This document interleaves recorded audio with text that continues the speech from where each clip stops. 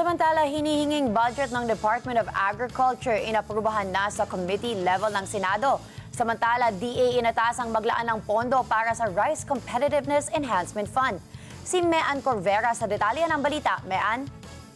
Lusot na sa committee level ng Senado ang panukalang 157.6 billion pesos na pondo ng Department of Agriculture para sa 2025.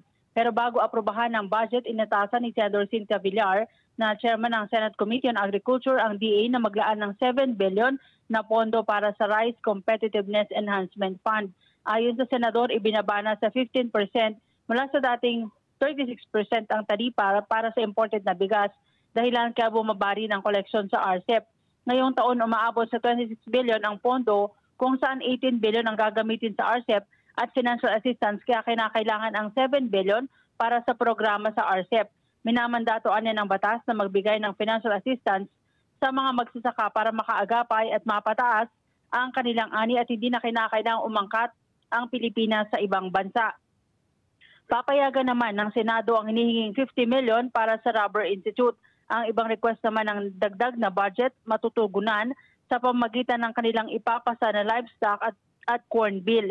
Sabi ng senador, pananatilihin at hindi na ililipat sa high-value crop ang pondo para sa major agricultural crops.